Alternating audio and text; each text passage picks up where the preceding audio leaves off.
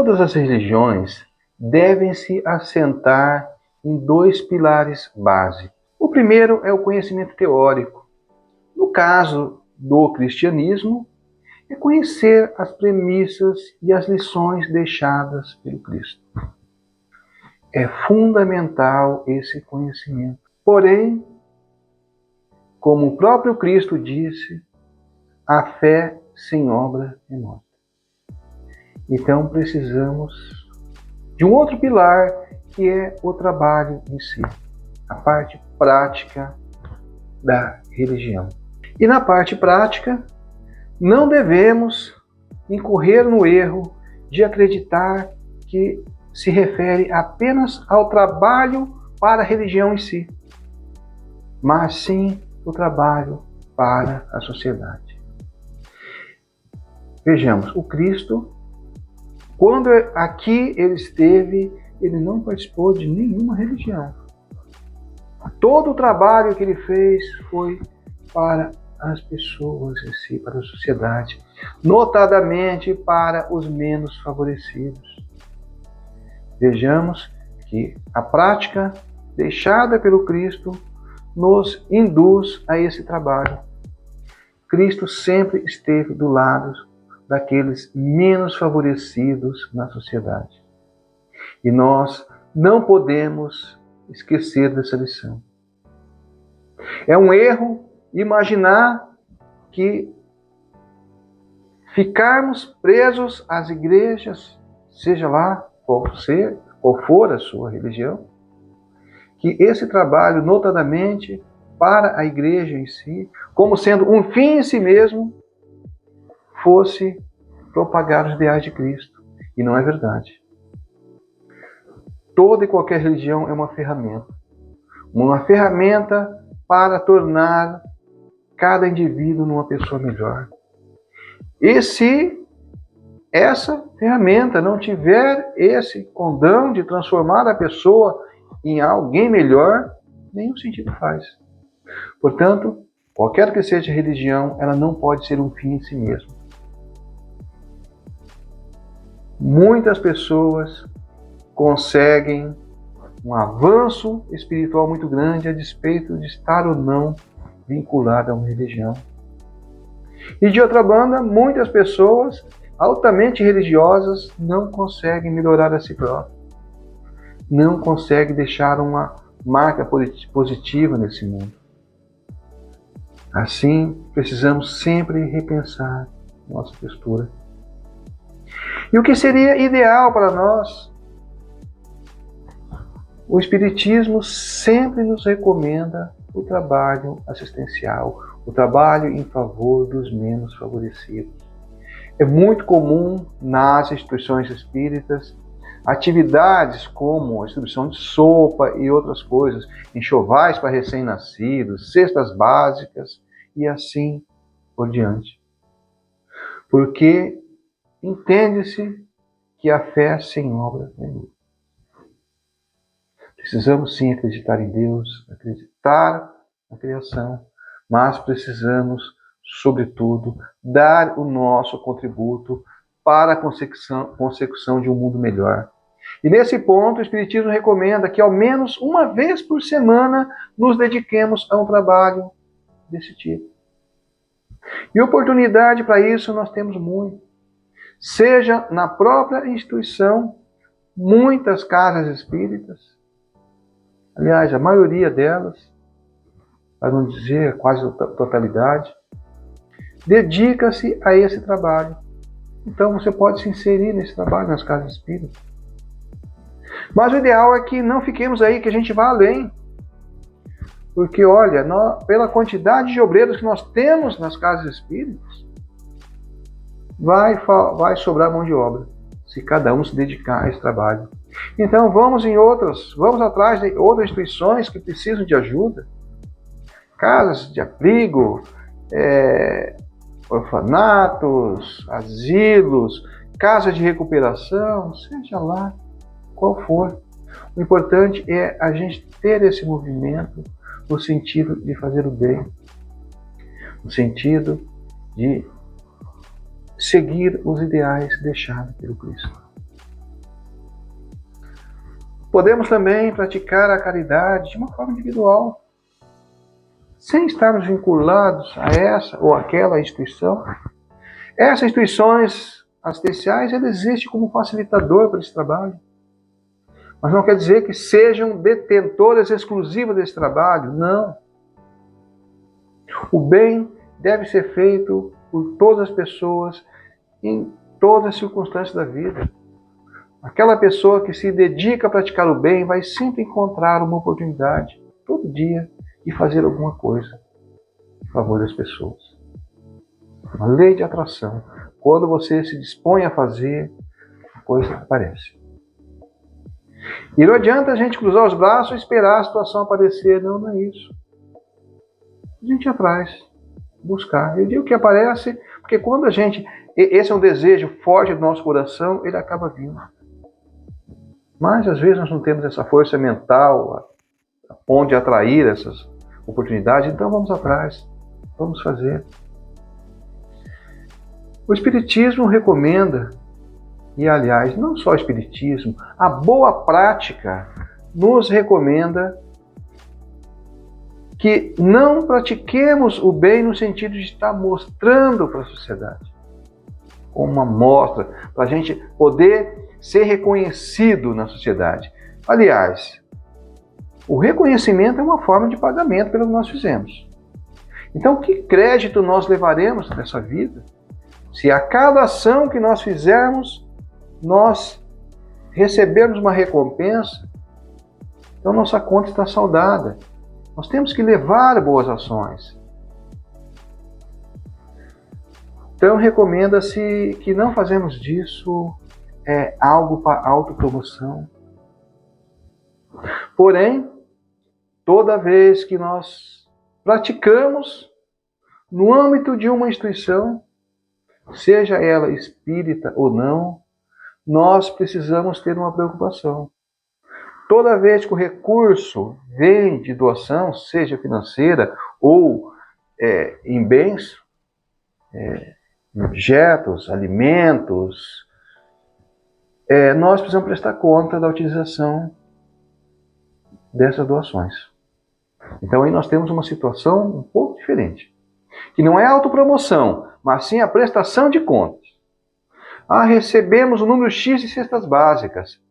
Nós precisamos de ter um número X de famílias equivalentes que receberam essas cestas. Então a gente precisa fazer essa prestação de contas. E prestar conta não é ficar tirando foto das famílias que receberam. Isso não é saudável. Você fotografar, você expor aquela família, aquela pessoa em estado de necessidade, não é uma boa prática. Então evitemos isso. Mas precisamos sim ter um controle daquilo que foi feito, para poder prestar conta, para poder mostrar, olha, está sendo feito. Mas sem expor as pessoas, sem expor as famílias e sem nos autopromovermos com isso. Então tomemos sempre esse cuidado. E lembremos sempre que essa é uma forma de colocarmos em prática tudo aquilo que nós vimos, seja lá em qual religião. Quando falamos em amar ao próximo, sim, precisamos amar nesse sentido mais sublime da palavra, mas toda ajuda que nós damos é uma forma de amor. Então, nós temos a oportunidade de se colocar em prática todo esse ensinamento. Tomemos cuidado também com uma questão. É comum a gente ver, às vezes, pessoas de abastada situação financeira ou empresas fazendo altas doações para instituições, sejam elas religiosas ou não, imaginando que isso por si só constitui um ato de caridade.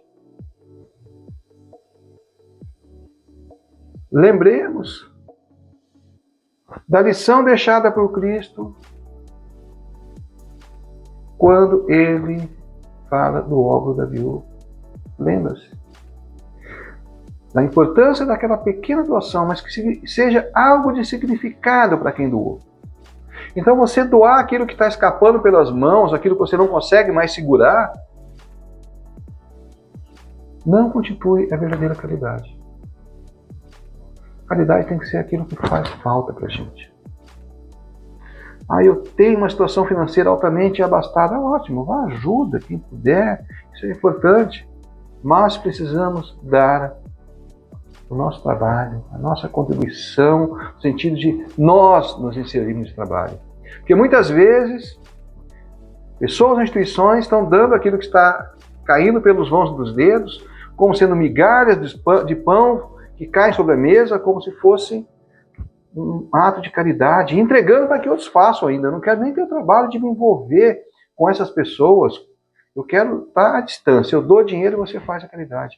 Não existe terceirização de trabalho de caridade.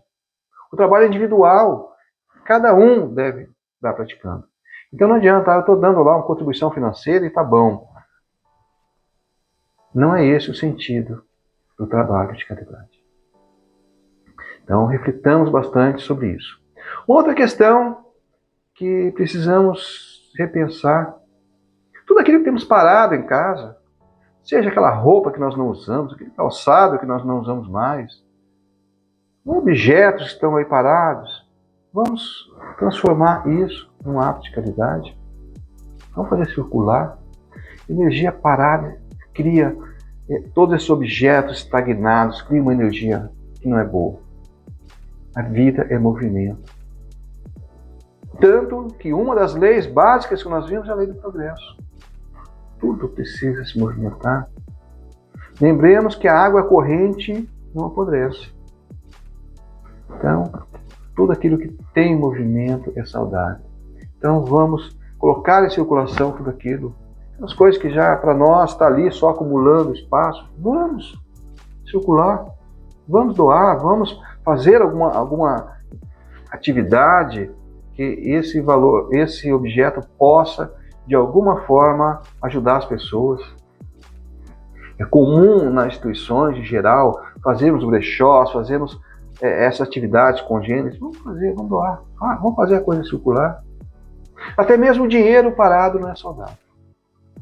Vou ficar guardando esse dinheiro porque um dia eu posso precisar. Faça com que esse dinheiro parado possa se converter em riqueza para poder ajudar as pessoas. Lembre-se que quanto mais próspero você for, mais você poderá ajudar as pessoas. Outro ponto são os objetos deixados pelos nossos entes que faleceram, que encarnaram. Nós costumamos guardar isso como se fosse, sabe, um santuário, ficar guardando os objetos deixados. E quando nós doamos esse objeto, de alguma forma, nós estamos, em nome daquele falecido que deixou, nós estamos fazendo bem. Nós estamos propiciando que o legado deixado pelo nosso ente falecido possa se converter em bem, ou seja, de forma indireta ele está praticando bem. Ficar guardando, acumulando essas coisas não é saudável para nós, não é saudável para o ente que se foi, pois o grande objetivo da vida de todos é praticar o bem e nós podemos auxiliá-lo nessa prática. Assim, se nós tivermos essa postura, nós vamos ajudar a construir um mundo melhor. Vamos deixar as nossas marcas positivas nesse mundo e é o que nós vamos levar dessa vida. Muitas pessoas passam uma vida inteira acumulando riquezas que ele não vai conseguir utilizar em vida. Então, reflitamos um pouco. Se nós, ao desencarnarmos, não levarmos essas riquezas, é sinal que isso não é nosso. Isso é empréstimo apenas. Então, o que nós levamos dessa vida? Eu digo que nós levamos duas coisas. Levamos todo o bem que nós fazemos e todo o mal que nós fazemos. Isso é nosso. Então nós vamos na espiritualidade prestar conta de todo o mal que nós fizemos. E levaremos o mérito de todo o bem que nós fizemos. Então que nós utilizemos todos os recursos para a prática do bem, porque isso é o que realmente importa. E veja bem, quando falo do mal que nós praticamos, vamos entender esse mal de uma forma mais ampla. Pois toda omissão nossa é um ato, é um mal. Ah, não, mas eu não fiz mal nenhum nessa vida. Sim, você se absteve de praticar o bem. Você deixou de praticar o bem quando teve a oportunidade de fazê-lo. Isso entra na conta das más ações. Porque nós não viemos aqui a passeio. Se Deus nos deu um corpo perfeito, Ele esperava algo de nós. Se Deus nos deu uma situação financeira boa, Ele esperava algo de nós. Se Deus nos deu uma situação bem precária, onde a luta pela sobrevivência é uma constante, Deus esperava algo de nós. Então, não nos omitamos. Vamos entender que a caridade é uma necessidade básica para a nossa evolução espiritual. Muito obrigado a todos.